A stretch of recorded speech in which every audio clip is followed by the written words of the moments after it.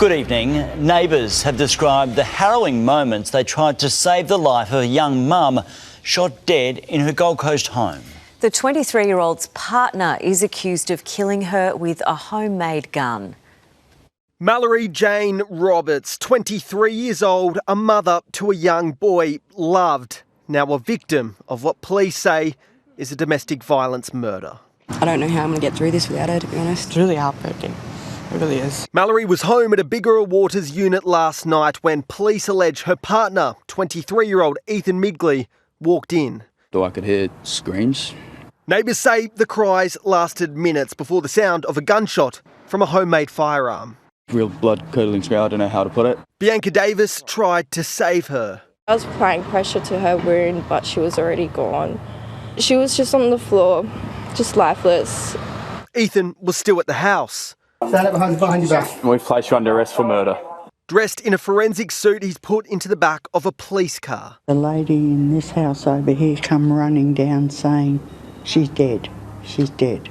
She just wanted to have her life together with her child. The pair had been in what officers describe as a de facto relationship. The child is not Ethan's. Mallory's boy was away from the house at the time. Neighbours say they've reported arguing coming from this unit for months. Police can confirm they've been here before.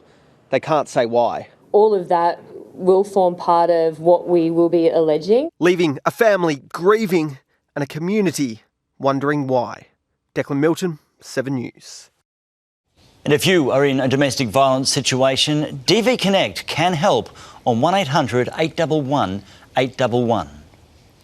A driver is on the run after a deadly hit and run at Runcorn. Rachel Baxter is following this story for us. Rachel, a woman was crossing the road when she was struck. Good evening, Katrina. That's right. Harrowing details tonight. The 72-year-old woman from Kingston was crossing the road when she was struck by a blue Toyota Hilux, which ran a red light around 7:30 last night. It happened near an intersection on Beanley Road at Runcorn. Now, she was taken to the PA hospital, but unfortunately she did pass away. Now, that vehicle, that blue Toyota Hilux, was driven around 20 minutes away to Avalon Road at Sheldon. There it was set on fire and the driver of that vehicle has fled the scene. Now, it's currently unknown whether that vehicle was stolen, but that will form part of the police investigation. Max? Thanks, Rachel. The orange wave seems a little smaller tonight, with a new poll showing Labor and Anthony Albanese now ahead of One Nation with voters. The coalition's slipped further to a historic low, with one Liberal frontbencher even suggesting it's time for a rebrand. Keep going. The Prime Minister turns parking officer. Keep going. Welcoming Vanuatu's leader. Good to see you. Good to see you. Welcome. Inking a watered-down security deal with Australia remaining the partner of choice. China denied a military base and Beijing's investments in Vanuatu made public. There's nothing to hide. Our government is transparent. At a price. We, of course, are providing support for economic development. As his government's political support shows signs of recovery, Labor's primary vote up 3 to 33%, One Nation down 2 to 29%, and the coalition collapsing to an historical low of just 17. We have a Liberal Party that isn't Liberal, a National Party that isn't national, and a One Nation Party that wants to divide the nation. The result for opposition leader Angus Taylor, a disaster. 4 months after toppling Susan Lee for the leadership, the coalition numbers now worse than they ever were under her. Coalition MPs rallying behind him. I think Angus is going really well, and the team. Angus Taylor's done a good job. Mr Taylor wanting time to rebuild the Liberal brand. You can't turn around a tanker in a few months. But from one frontbencher. I'm putting myself out on a limb a little bit. I think it's time for the Liberal Party to rebrand. As comedy great Paul Hogan responds to this. Bring back Paul Hogan and Norman Gunston. These are the essential features of Australian monoculture. Calling Senator Hanson a pelican and Donald Trump a buffhead, a culture lesson. That's a knife. Crocodile Dundee style.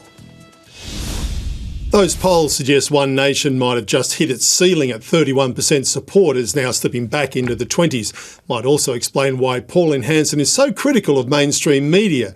She spent a brief time in the spotlight after her National Press Club address, having her policies examined, and she's gone backwards, while the Coalition will be hoping 17% is its floor. Any lower and it's in the basement, and Angus Taylor will be watching his back. Katrina. All right, thank you, Mark Riley there. After deadly twin earthquakes, Venezuela has been hit by a third natural disaster. Severe flooding has swept through the country's northwest, submerging homes and businesses. No one has been killed, but the death toll from the quakes continues to climb, and against the odds, survivors are still being pulled from the rubble.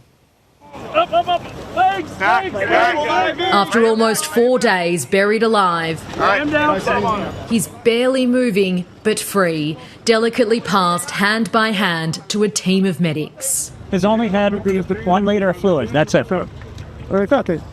Okay, let's back up. A father and son were also rescued, and here workers are getting fluids to a trapped survivor as they work out how to get them free. It's these miracles that are keeping Venezuelans and rescue workers going, digging and digging in the hope they'll stumble on life. International help has arrived, this Italian crew calling out to potential survivors. Bomberos Italia, me responde! But they're frequently unanswered. Hope is fading. There's simply not enough crews or machinery on the ground to move the mountains of rubble. In some areas, they're still waiting for help. Here, an apartment block collapsed with 100 residents inside. So far, only 6 have been found. This woman's nephew is trapped inside. Confianza en Dios. She says her faith in God is helping her cope. This Argentinian footballer lost his wife and 2 children. He spent 72 hours searching for them. They'd moved to Venezuela to chase his sporting dreams.